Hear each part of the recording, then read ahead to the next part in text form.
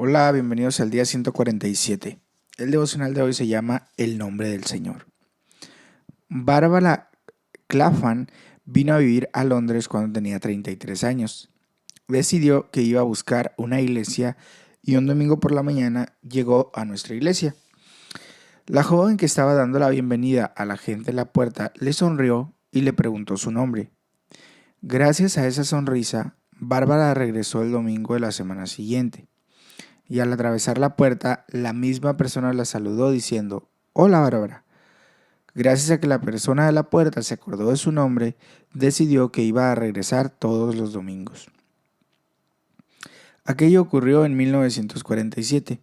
Desde entonces, Bárbara asistió casi todos los domingos hasta su fallecimiento poco después de celebrar su 100º cumpleaños. Tuvo un gran impacto en la vida de nuestra iglesia. Me pregunto si la joven de la puerta alguna vez tuvo idea de la diferencia que marcó al recordar el nombre de Bárbara.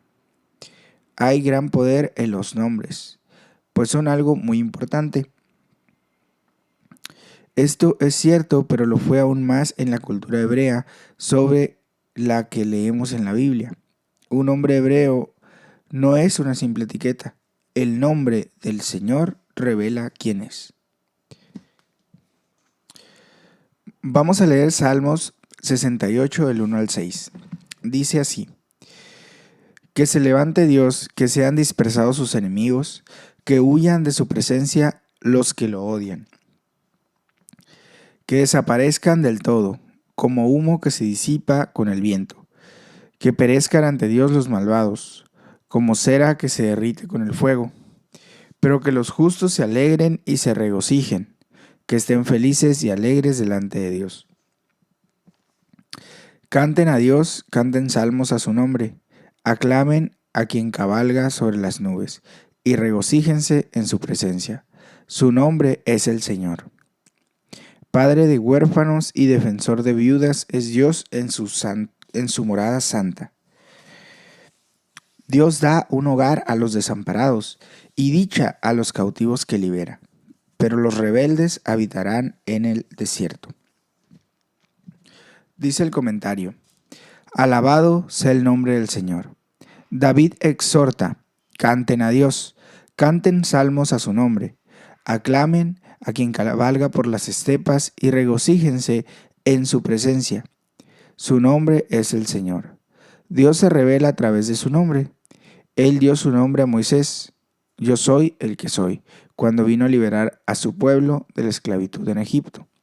Del mismo modo, vemos en este salmo que el Dios portador de este nombre tiene una especial preocupación por los marginados en la sociedad. Dios es un padre para los huérfanos y un defensor de las viudas. Dios ubica a los solitarios en familias. Dios da un hogar a los desamparados, pone en libertad a los prisioneros y los llena de alegría. Una de las maneras de honrar el nombre del Señor es amar y servir a los marginados, las viudas y los huérfanos, los solitarios, los desamparados y los que están en prisión. Señor, alabo tu santo nombre.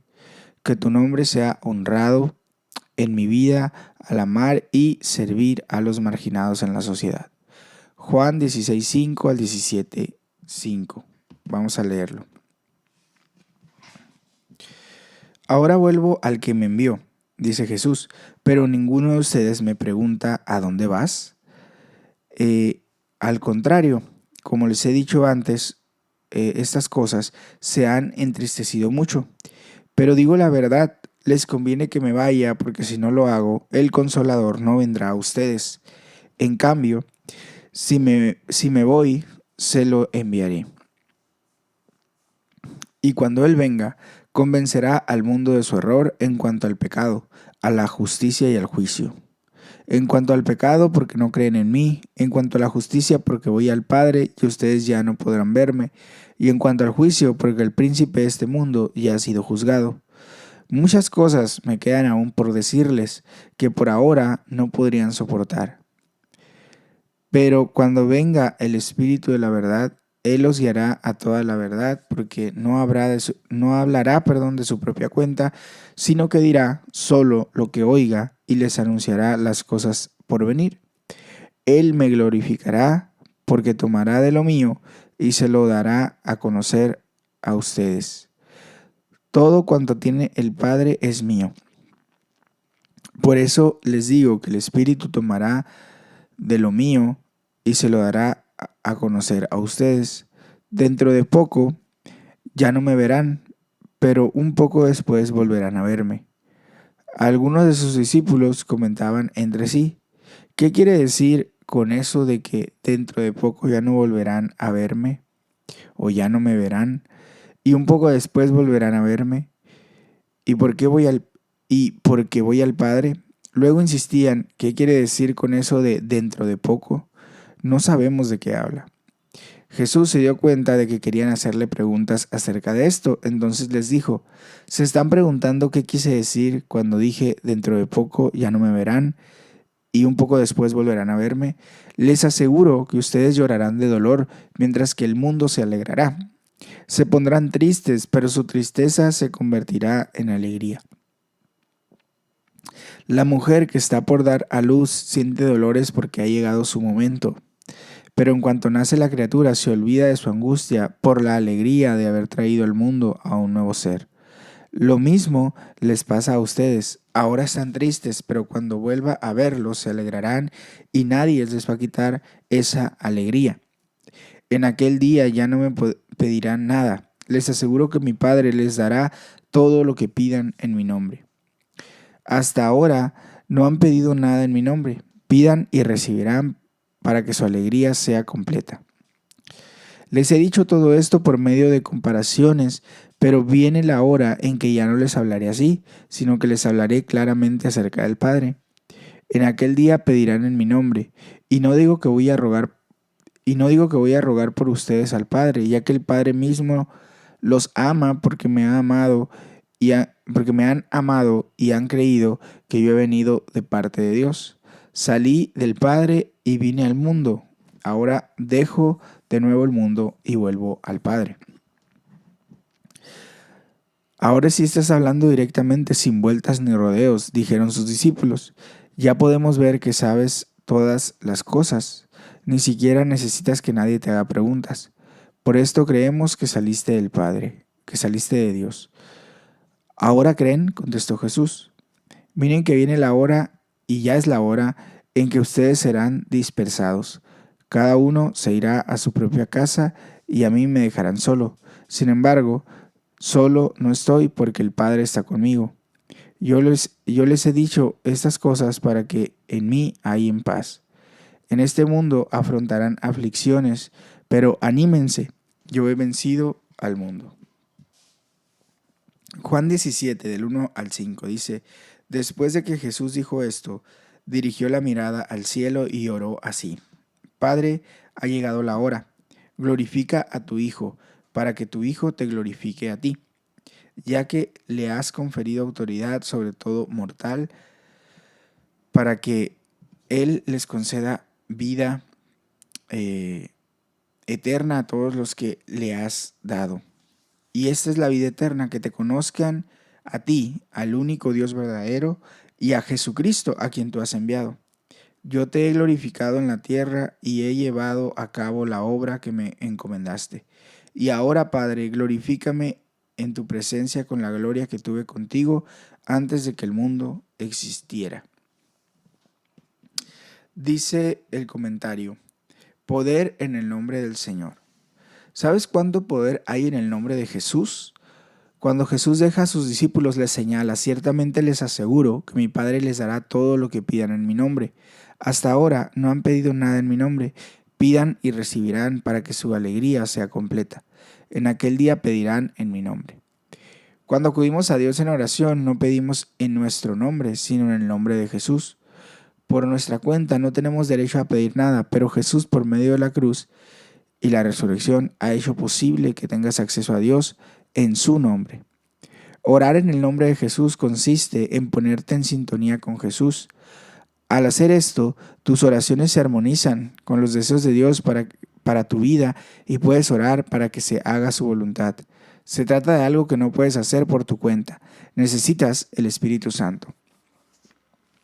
Jesús les dice a los discípulos que es una ventaja que Él se vaya, porque si no lo hago, el consejero, el amigo, no vendrá a ustedes. En cambio, si me voy, se los enviaré a ustedes. Jesús solo podía estar en un lugar a la vez. Ahora, por su Espíritu, puede estar contigo y conmigo como nuestro amigo y ayudante todo el tiempo, donde quiera que vayamos. El Espíritu Santo convencerá al mundo de su culpabilidad, fundamentalmente porque las personas no creen en Jesús, y nos guiará a toda la verdad. Cada vez que nos salimos del camino o tomamos la decisión equivocada, o tomamos la dirección equivocada, el Espíritu Santo nos convence. Sentimos en nuestro espíritu que lo que estamos haciendo no está bien. El Espíritu Santo nunca nos condena. Nos convence para arrepentirnos y así tomar la dirección correcta. Él te guía, sostiene y fortalece para que te vuelvas más parecido a Jesús. Él te guía hasta la verdad plena, que es revelada por el Espíritu de la verdad. Entre otras cosas, revela la verdad sobre ti. La verdad te hace libre. Jesús te promete 3 cosas. Gozo en medio del luto y el dolor. De cierto les digo, que ustedes llorarán y lamentarán, pero el mundo se alegrará. Ustedes tendrán angustia, pero su angustia se convertirá en gozo. La justicia prevalecerá, el mal no tendrá la última palabra. Cuando Jesús resucitó entre los muertos, el gozo de los discípulos fue tan grande que ensombreció completamente su dolor, como una madre que ha dado a luz a un bebé y olvida la angustia del nacimiento. Amor en medio del odio, eres amado, aun cuando el mundo los aborrece. Jesús te dice que el Padre mismo los ama porque me ha amado y han creído que yo he venido de parte de Dios.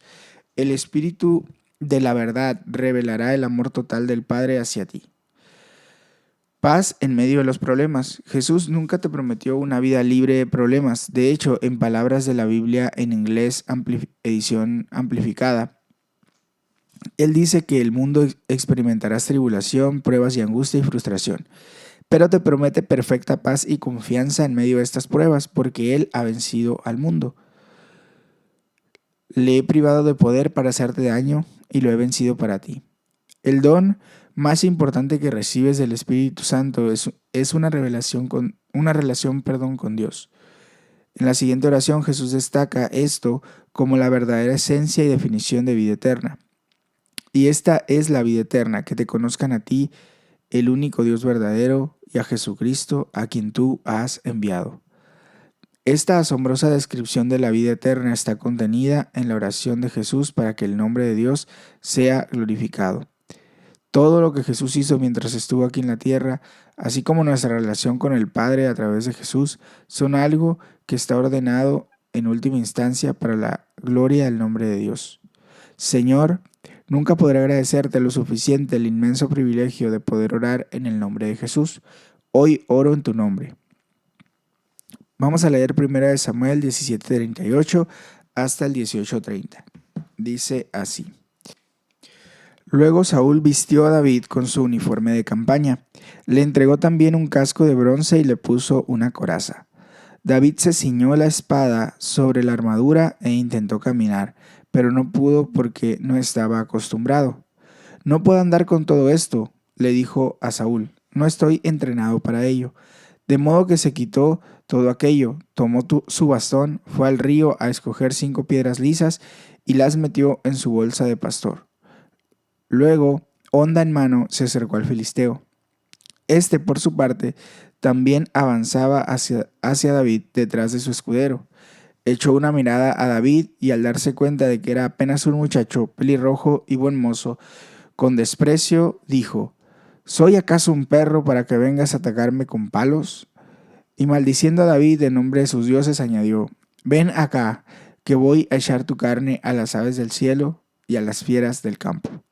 David contestó: Tú vienes contra mí con espada, lanza y jabalina, pero yo vengo a ti en el nombre del Señor de los ejércitos, el Dios de los escuadrones de Israel, a quien has desafiado. Hoy mismo el Señor te entregará en mis manos, y yo te mataré y te cortaré la cabeza. Hoy mismo echaré los cadáveres del ejército filisteo a las aves del cielo y a las fieras del campo, y todo el mundo sabrá que hay un Dios en Israel. Todos los que están aquí reconocerán que el Señor salva sin necesidad de espada ni de lanza. La batalla es del Señor, y Él los entregará a ustedes en nuestras manos.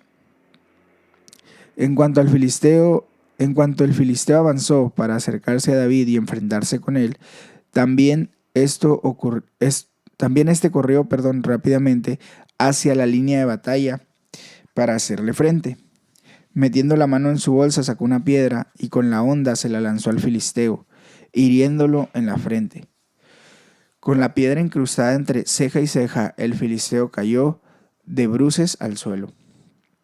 Así fue como David triunfó sobre el filisteo. Lo hirió de muerte con una honda y una piedra y sin empuñar la espada. Luego corrió a donde estaba el filisteo, le quitó la espada, la desenvainó, lo remató con ella y cortó su cabeza. Cuando los filisteos vieron que su héroe había muerto, salieron corriendo. Entonces los soldados de Israel y de Judá, dando gritos de guerra, se lanzaron contra ellos y los persiguieron hasta la entrada de Gat y hasta las puertas de Ecrón. Todo el camino desde Saharayín hasta Gat y Ecrón quedó regado de cadáveres de filisteos. Cuando los israelitas dejaron de perseguir a los filisteos, regresaron para saquearles el campamento. Luego David tomó la cabeza de Goliat y la llevó a Jerusalén, pero las armas las guardó en su tienda de campaña. Anteriormente Saúl, al ver a David enfrentarse con el filisteo, había preguntado a Abner, comandante de su ejército: Abner, ¿quién es el padre de ese muchacho? Tan cierto como su majestad vive, le aseguro que no lo sé.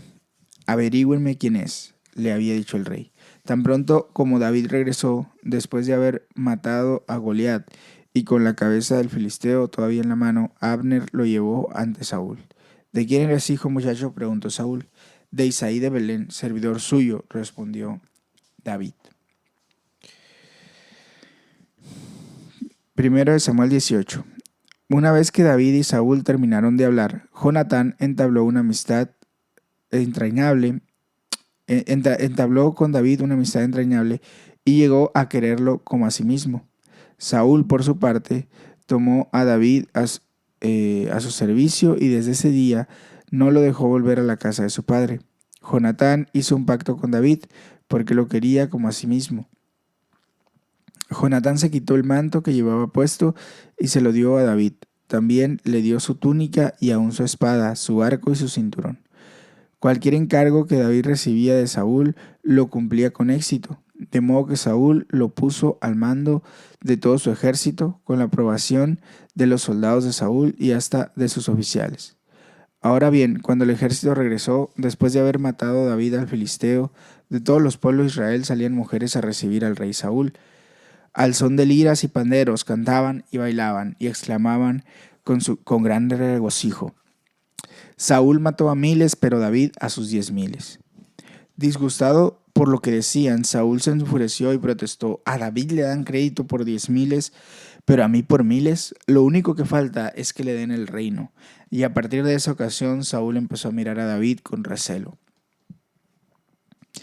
Al día siguiente, el espíritu maligno de parte de Dios se apoderó de Saúl, quien cayó en trance en su propio palacio.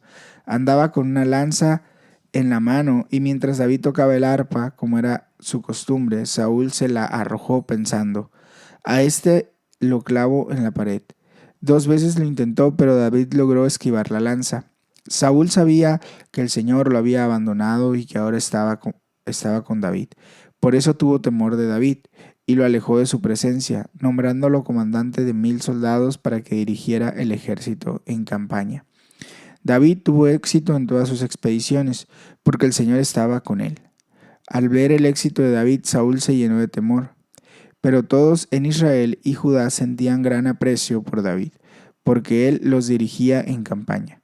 Un día Saúl dijo a David: aquí tienes a Merab, mi hija mayor, te la entrego por esposa, con la condición de que me sirvas con valentía peleando las batallas del Señor. Saúl pensaba, será mejor que no muera por mi mano, sino a mano de los filisteos. Pero David respondió, ¿quién soy yo y quiénes son en Israel mis parientes o la familia de mi padre para que yo me convierta en yerno del rey? Sin embargo, cuando llegó la fecha en que Saúl había de casar a su hija Merab con David, Saúl se la entregó por esposa a Adriel de Mejola. Mical, la otra hija de Saúl, se enamoró de David. Cuando se lo dijeron a Saúl, le agradó la noticia y pensó, se la entregaré a él como una trampa para que caiga en manos de los filisteos. Así que volvió a decirle a David, ahora sí vas a ser mi yerno. Entonces Saúl ordenó a sus funcionarios, hablen con David en privado y díganle, oye, el rey te aprecia y todos sus funcionarios te quieren, acepta ser su yerno, perdón. Esto se lo repitieron a David, pero él respondió, ¿creen que es cosa fácil ser yerno del rey? Yo no soy más que un plebeyo insignificante. Los funcionarios comunicaron a Saúl la reacción de David, pero Saúl insistió, díganle a David, lo único que el rey quiere es vengarse de sus enemigos, y como dote por su hija pide 100 prepucios de filisteos. En realidad, lo que Saúl quería era que David cayera en manos de los filisteos. Cuando los funcionarios de Saúl dieron el mensaje a David, no le pareció mala idea de convertirse en yerno del rey. Aún no se había cumplido el plazo cuando David fue con sus soldados y mató a 200 filisteos cuyos prepucios entregó al rey para convertirse en su reino, en su yerno. Así fue como Saúl le dio la mano de su hija Mical. Saúl se dio cuenta de que en efecto el Señor estaba con David y de que su hija Mical lo amaba. Por eso aumentó el temor de Saúl, que Saúl sentía por David, y se convirtió en su enemigo por el resto de su vida. Además, cada vez que los comandantes filisteos salían a campaña, David los enfrentaba con más éxito que los otros oficiales de Saúl. Por eso llegó a ser muy famoso. Dice el comentario, protección en el nombre del Señor. David se dio cuenta de que la mejor protección no era la armadura de Saúl, sino el nombre del Señor. Al principio, David trató de enfrentarse a Goliat usando la armadura de Saúl. Entonces se dio cuenta, no puedo andar con todo esto, no estoy acostumbrado a usarlo. Así que en una lección de vida se quitó la armadura. Decidió ser él mismo. No es bueno ponerse la armadura de otra persona. Cuando tratamos de presentarnos como si fuéramos otra persona, siempre resulta algo artificial y antinatural. Hay gran poder en ser genuinos. Oscar Wilde exhortó, sé tú mismo, los demás puestos ya están ocupados. Cuando eres tú mismo, despliegas todo tu potencial al máximo. Como indicó Santa Catalina de Siena, sé aquel que Dios quiere que seas e incendiarás el mundo. David tenía una preocupación por el nombre de Dios y su vindicación. Dijo a Goliat, tú vienes contra mí con espada, lanza y jabalina, pero yo vengo contra ti en el nombre del Señor. Se dio cuenta de las limitaciones de los esfuerzos humanos. Él confiaba en su Dios, cuyo nombre solo es suficiente para golpear a la persona más fuerte de la tierra. Estaba dispuesto a confiar en el nombre del Señor ante una oposición enorme. Puede que te tengas que enfrentar a una gran oposición, pues el mundo en el que vives puede parecer enormemente poderoso y abrumador. En comparación con él, puedes sentirte débil e inadecuado, pero sal en el nombre de Dios, dándote cuenta de tus limitaciones y aún así confiando en él para reivindicar su nombre. David tuvo éxito en todo lo que hizo porque el Señor estaba con él. El éxito de David provocó la ira y los celos de Saúl. Como Joyce Meyer señala, Dios siempre pone alrededor a alguien que es como el papel de lija para suavizar nuestros bordes ásperos. Se trata de una prueba que tiene lugar antes de que seas promovido. Si quieres lidiar, debes primero servir en circunstancias que pueden no ser ideales y aprender a comportarte sabiamente. Esto nos prepara para ser usados por Dios al máximo. Dios le dio más éxito a David y es interesante anotar que fue debido a su preocupación por el nombre de Dios como el nombre de David llegó a ser muy famoso. pero ese no era su objetivo o intención ni el centro de su vida. Señor, que las iglesias en este país se llenen de nuevo con personas que adoren el nombre de Jesús. Oro para que todo lo que hagamos se centre en ver el nombre de Jesús enaltecido y honrado nuevamente en nuestra sociedad. Pipa añade sobre 1 Samuel 18:1. Las amistades son maravillosas. El alma de Jonatán se quedó ligada a David, dice la Reina Valera. Eran verdaderamente almas gemelas. Una amistad entrañable es algo tan satisfactorio. Tener el apoyo de amigos que te quieren y están contigo en los momentos difíciles y rían contigo en los buenos hace una gran diferencia. Las amistades son algo que perdurarán para siempre. En el cielo no habrá restricciones de tiempo ni ninguno de los celos en que David tuvo que lidiar. Muy bien, hasta aquí llega el devocional de hoy. Muchas gracias por escucharlo. Espero que esté siendo de edificación para tu vida. También te animo y te pido de favor que si crees que este devocional, este material le puede ser de bendición a alguien más, lo compartas con tus familiares, amigos y podamos seguir juntos estudiando la palabra. Dios te bendiga. Hasta mañana.